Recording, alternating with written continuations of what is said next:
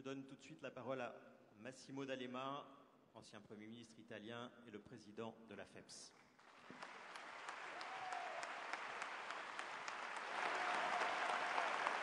Chers amis, chers camarades, cher François, il est un grand honneur pour moi de prendre la parole ici au nom des fondations culturelles qui ont organisé cette conférence de Paris. Nous nous trouvons ici tous ensemble parce que l'on est persuadé qu'au cours des prochains 18 mois, l'Europe peut changer de visage. Tout d'abord, on est réunis ici autour de François Hollande pour soutenir sa candidature, sa bataille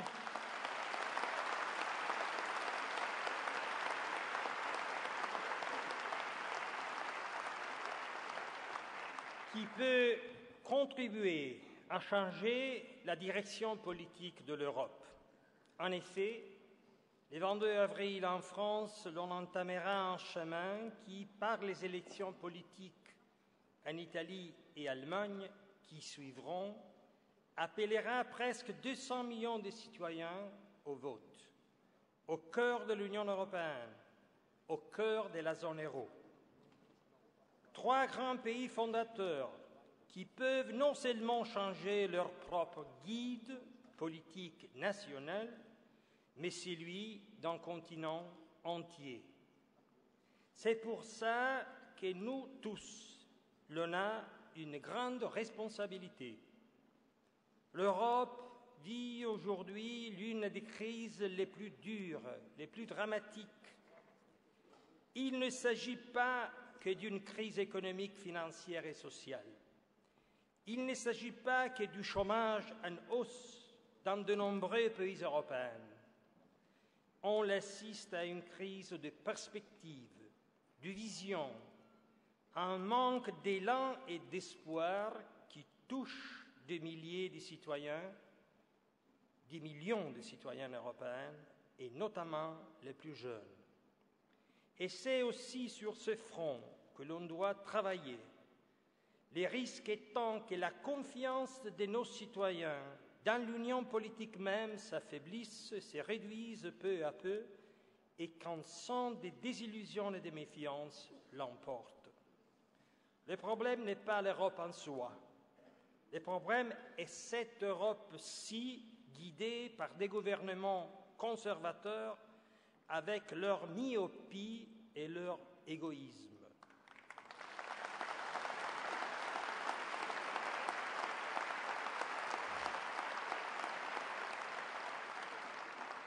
Une Europe qui apparaît comme un centre de pouvoir lointain et hostile aux citoyens, capable de n'imposer rien d'autre qu'obligations et sanctions, coupes budgétaires et austérité. Une Europe qui n'a aucune stratégie pour la croissance, pour l'emploi, pour un nouveau modèle de développement, une Europe sans vision et pauvre en solidarité, comme l'a montré l'attitude envers la Grèce. Le grand philosophe allemand Jürgen Habermas a parlé d'une bête arrogance envers les citoyens grecs et d'une réponse trop timide au chantage des marchés financiers.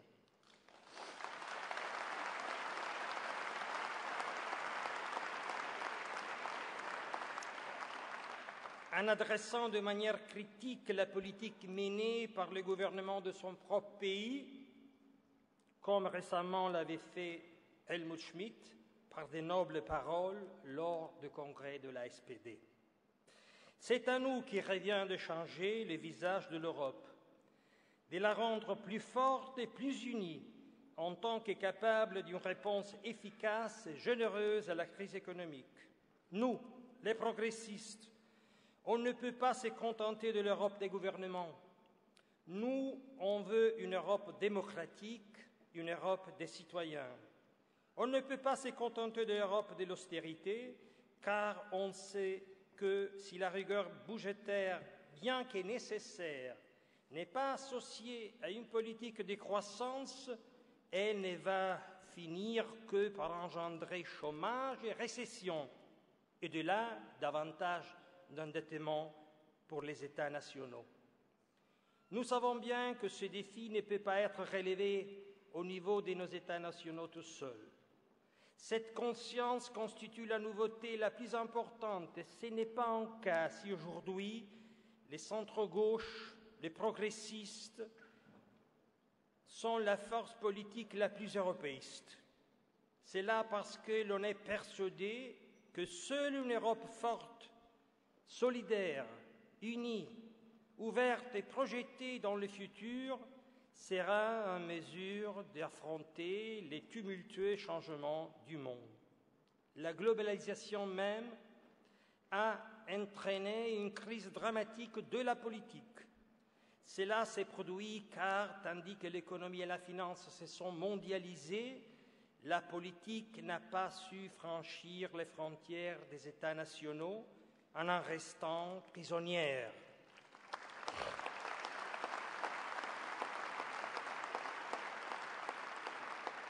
Mais nous, on sait que les États nationaux tout seuls aujourd'hui ne sont plus en mesure d'imposer leurs propres règles, de défendre leurs propres conquêtes sociales, de garantir la primauté de la démocratie qui n'est finalement que la primauté de la personne et des droits de la personne sur les pouvoirs de l'argent.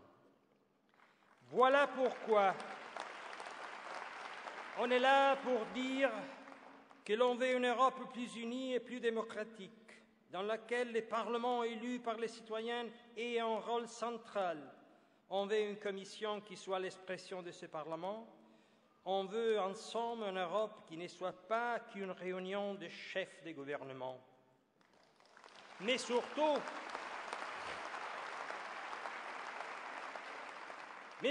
nous voulons changer les politiques de l'Europe. Plus de solidarité vis-à-vis de la dette pour arrêter la spéculation financière et baisser les taux d'intérêt, une réglementation efficace des marchés financiers, une taxe sur les transactions financières, aussi pour financer finalement des programmes européens d'investissement selon les lignes d'action tracées par Jacques Delors. Son livre blanc a été une grande intuition, mais hélas inachevée. Chers amis, chers camarades, je dois dire en outre que j'ai été impressionné par les événements de ces dernières semaines d'ici chez vous. Dans une situation si délicate pour l'Europe, dans une condition de mécontentement croissant par les citoyens envers les institutions communautaires, comment est-il possible de mener une campagne pour faire croire qu'une menace à la cohésion même de l'Europe puisse venir de la candidature de François Hollande?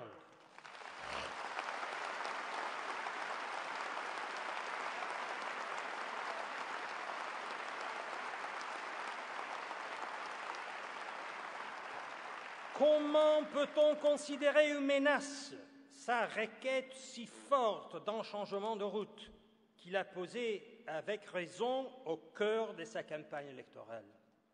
À cet égard, les critiques qui ont été adressées à sa proposition de renégocier les pactes budgétaires européens paraissent vraiment bizarres. Tout d'abord, du fait qu'elle semble oublier une donnée élémentaire, c'est-à-dire que les parlements sont souverains.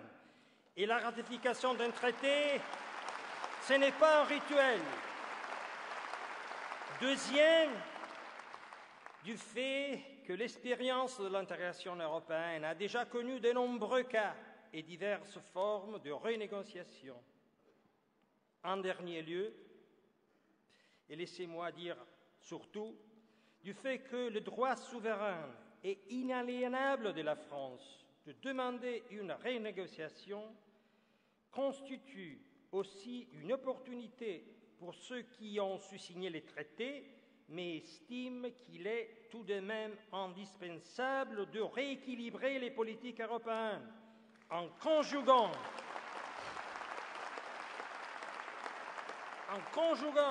à la nécessaire discipline budgétaire des mesures urgentes de soutien à la croissance, à l'emploi, au développement soutenable, à l'équité sociale.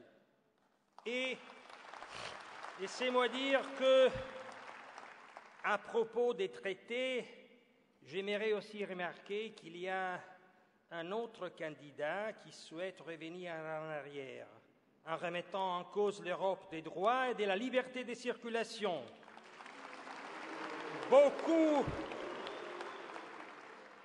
Beaucoup plus menaçant pour les valeurs européennes que demander plus d'engagement pour l'emploi et la croissance. Laissez-moi dire, s'il existe une véritable menace pour notre continent, elle consiste plutôt à continuer par le chemin malheureux qu'a pris la droite à la tête des gouvernements. Et c'est bien le manque de courage et de vision par ceux qu'aujourd'hui tiennent les rênes de notre Union qui compromet non seulement les perspectives économiques du continent, mais aussi la confiance des citoyens qui est le bien plus précieux de la démocratie. Aujourd'hui, l'on vit tous ensemble une étape incontournable sur la voie du changement. Certes, il y a déjà des signaux positifs. Nous voulons aussi revenir à saluer avec joie les succès obtenus en Danemark, Slovénie, Slovaquie, le fait que notre ami, notre camarade Elio Di Rupo est à la tête du gouvernement en Belgique, sans compter le fait que chez nous, Berlusconi n'est plus au gouvernement. Bref, des changements sont en cours en Europe. Un vent nouveau s'est levé et il faut les saisir. La France constitue les tournants décisifs. Sachez, chers amis, chers camarades, cher François, que votre bataille ne concerne pas que l'avenir de votre pays, mais elle est aussi indispensable pour restituer de l'espoir et une perspective à un continent entier. Et nous sommes à vos côtés pour gagner. Merci.